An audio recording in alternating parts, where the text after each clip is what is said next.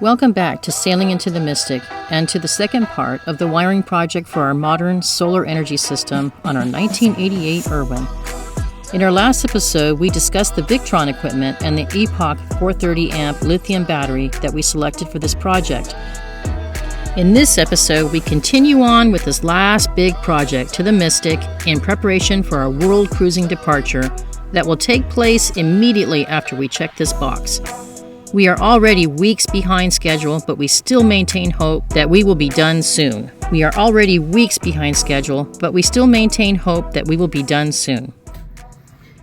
Okay, so we're doing more wiring today. We're working on these big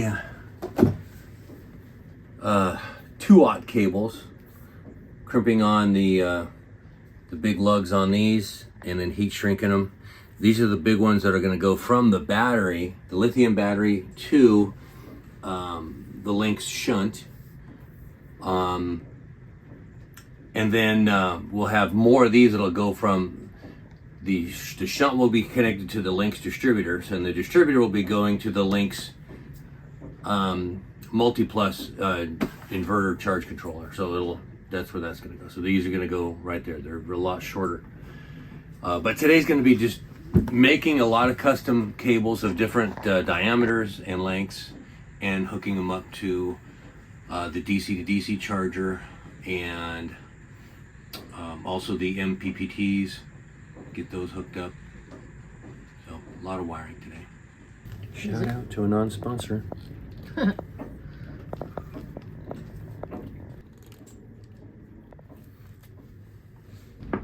So I know a lot of you saying, man, you know what I do is I take my torch and I solder those things on there. I don't do that stupid crimp. So you don't want to solder these things on because the temperatures that are going to be working through this system might exceed the temperature in which the solder melted on there, and then you could just melt it right back off again, and that will also cause a bad connection, which will also then cause more heat and resistance.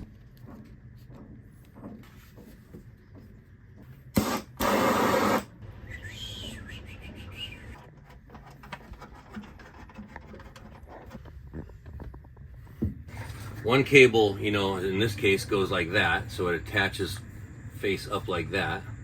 This one has to go twist all the way around, and then it faces face up like this. So this has to be twisted in just the right way. So now I'm gonna have to crimp it, and then I make sure that this lug doesn't move. So it's got to be perfectly facing that way, or you know, it could be end up like that. And then I can't twist the cable because it's so thick. So I can, it's got to be just right, like that. I mark it, hold it, then crimp it.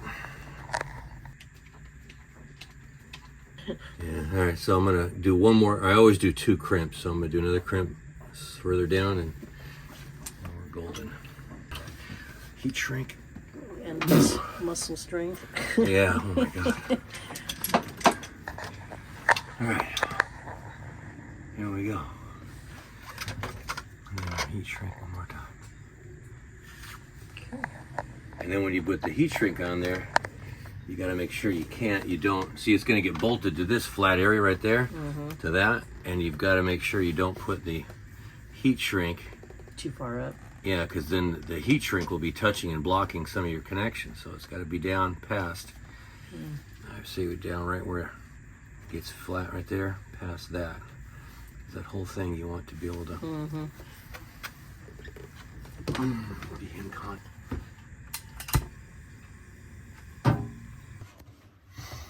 All right, so I just completed making a couple big runs here. So these two going positive, negative right to the battery, which goes under the floor, over here, and over there under the floor.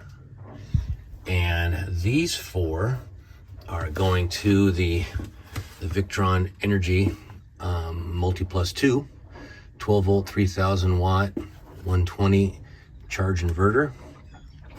And you see what I did is I made them all the same length. So all 4 of those are the same length. And then these 2 are the exact same length as each other. so that way the pulls from the battery correctly. And it just turned out really pretty. Okay, so the next thing I want to do is run this power is actually up to all my nav station stuff. So I'm going to run it here, up into here, and then go into probably this guy right there. And then the ground from the nav station will go right to there. All right, I don't even know what time it is. It's, I don't know, 11, 12, something like that. On the boat by myself, just getting stuff done. So today I got, oh my goodness, all of the solar MPPTs done today, plugged in, and the blocks in there for the power and the ground block. And that goes all into here. Those were done. I also got these two that go up to all the DC panel. Excuse me, the DC panel up here. That's all done. And that's already all done. I gotta get some fuses tomorrow. Get some bolts and washers for that, and that's it. We're ready to turn on and check this out, and then I can program the multiplus and all of the MPPTs. Still need to finish up the DC to DC charger and install the alternator, but today was a big day. All right, so that's just this morning. I've only got 2 small 130 watt panels connected. I'm still doing the wiring for the rest of the big panels, but we can see right there in the center there is 16 watts DC power and 145 watts from the solar going into the battery. Pretty cool. While Tim worked on the cables running from the big solar panels on the solar arch, he put me in charge of figuring out how to set up the VRM portal for the servo, which we can access from the phone. We found that the YouTube channel Explorist Life is great for assistance with diagrams, installation, and troubleshooting with Victron equipment. All right, so the next step here is I just brought in solar to this one, so there's 800 watts of solar coming in here. Right now there's only 260 watts coming in here, and there'll be 200 coming into here. I haven't got that one hooked up yet. So you can see I've got them coming through the wall and going around through the floor and out the back. I'll give you another shot of that. So that's working. Come up over here. We can see got about 309 something watts of solar coming in to the battery. The battery's at 72% right now. So I just got this all hooked up, so it's gonna charge up today and tomorrow. And, you know, it's almost 2 o'clock on a cloudy day. You can see here how much the DC system's using, how much is coming. It looks like coming out of the battery, the voltage in the battery, how much is coming in to the battery. We got nothing going into the AC part of it. Just the 3 watts right here is just what the inverter is using to invert, which I could turn it to just charge only, and I wouldn't be using that. So that's where it'll end. So I'm pulleys all the way through till I get the end of it all the way back where I want it to. Then I'll cut this a little long, and that's where they'll end. So, or you could say they're starting to be pulled through all the way back. So you can look through here. Go through the back of the closet. I'll run them along the wall over here and then through the closet. and then through the other closet in the master bedroom, back behind the drawers, under the bed, behind that headboard, into the lazarette. All right. So you're not going to be able to just pull right here because there's a really sharp turn right there. Okay. So you'll be able to gently pull from this side and then kind of push through and then be able to pull like that. Pulling cables through all the cupboards, cabinets, and closets is never fun, as it's a little bit of a puzzle figuring out the best route without shredding the cable as you pull it through the holes and trying not to use any more expensive cable than we need to.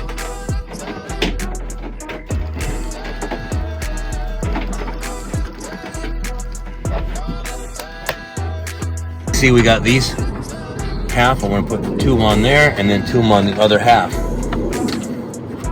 So when we disconnect it, we'll know how to take over if we ever have to.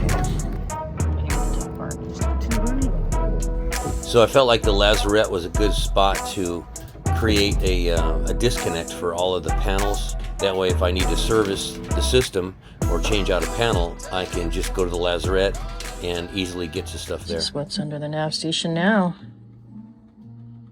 We're so close to done.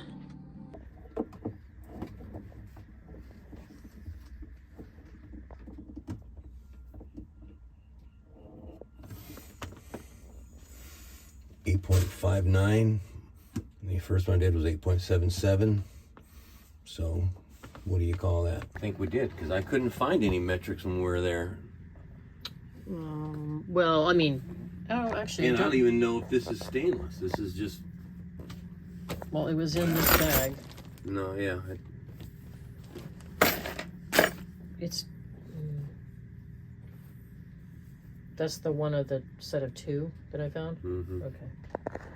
The stuff, they should have it. Like, all the other people that are buying this Victron stuff, where are they going for all this stuff? Oh. And why don't they have it? They got a shelf, a wall full of those, but none of them fit the stuff they sell. We see smiles on that guy's face right there. Finally. Today was a rough day. Stupid, frustrating day.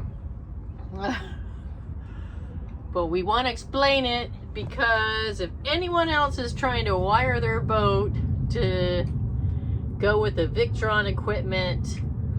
Well, probably just in the States, because yes, throughout Europe they'll probably have lots of the metric stuff, but we just don't have it. Yes. So, what I think happened is, okay, here we go. I was under the understanding that I got when I ordered the shunt and the distributor, I thought I ordered the 10 millimeter ones, which would be equivalent, más o menos, to 3/8. I got the smaller ones. And which is more equivalent to 5/16. 5/16, right. And so I was under the understanding that they were the 10Ms, the M10s, 10 mil. So we were sizing all of our lugs and these to fit lugs, the cable back. I mean, oh, there it is. I was trying to film that, but oh well. These lugs right here, these are lugs. Lugs are very expensive, and hard to find.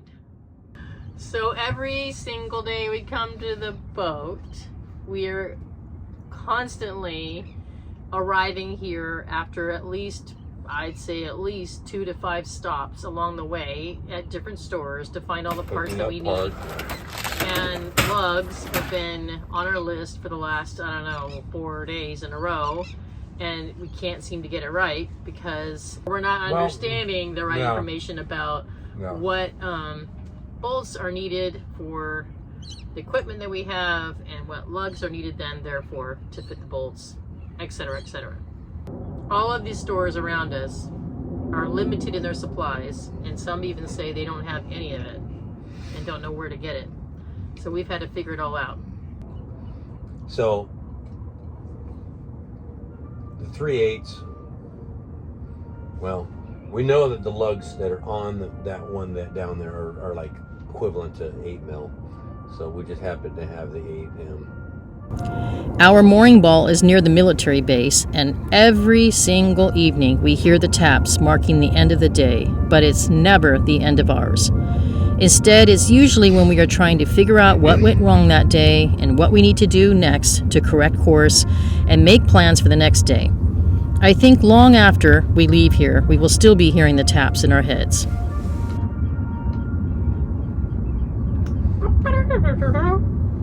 It's come. Now we're done.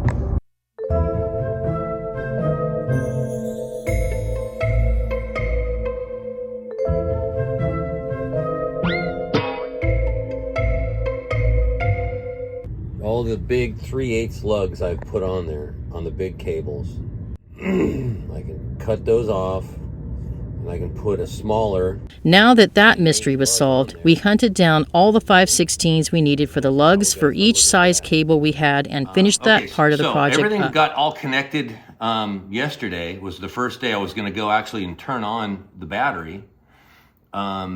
And the battery came on as far as the lights came on, and then even the gauge came on and said 99. The next issue was figuring out how to program the new Epoch battery that was just installed. But Tim found that he could talk to real humans when he called their helpline, and they were super helpful, and even spent about an hour with Tim on the phone, guiding him through the programming on the boat. But when I go to the screen where I can turn on the discharge, it won't let me, it says off, and it won't let me manipulate it at all, do anything.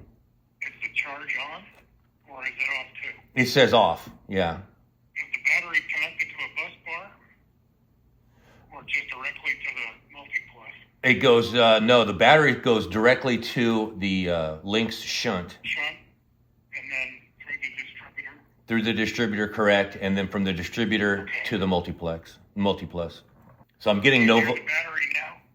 No, I'm not. I'm actually on the way to the boat. It's on a sailboat, so I'm on the way to the boat right now. Okay, how long before you get there? It's going to be an hour before I get there. Okay, well, it's not a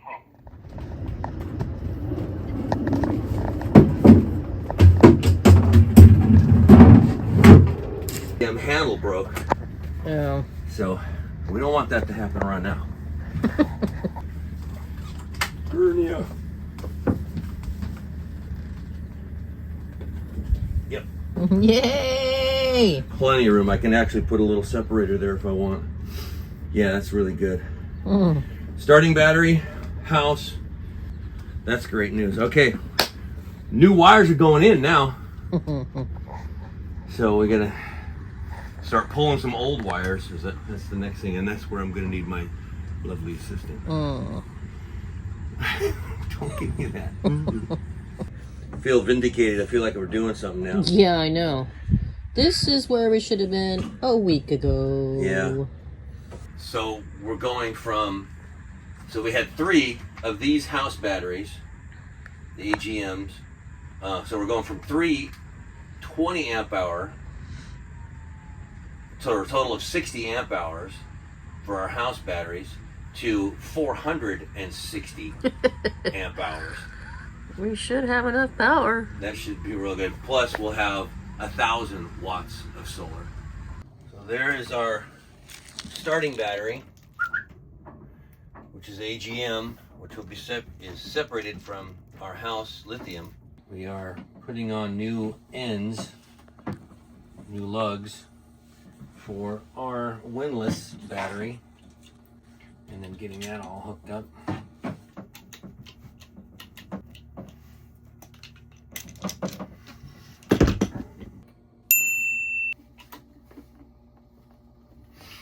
So this one's for the, so you can see I've got my my starter battery here, and then the windlass battery there, and I'm going to join those two together so the alternator will keep both of them charged, and when I need to lift or drop the anchor, I'll just start the engine first and then use both batteries and the alternator to make sure I bring up the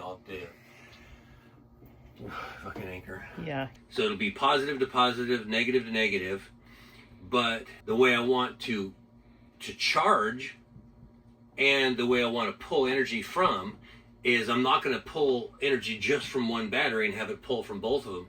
You're going to have like the negative to this one and the positive to that one to either charge or pull energy from.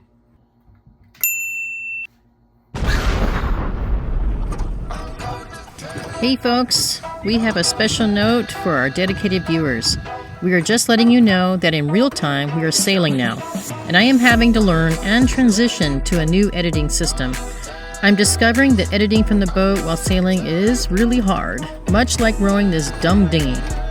We should be back on track to weekly episodes now, but in the meantime, we have been posting on our social media pages in Facebook and Instagram to provide teasers and real-time updates of what we are doing. This should give you a glimpse of upcoming content that has already provided us with super exciting experiences so far.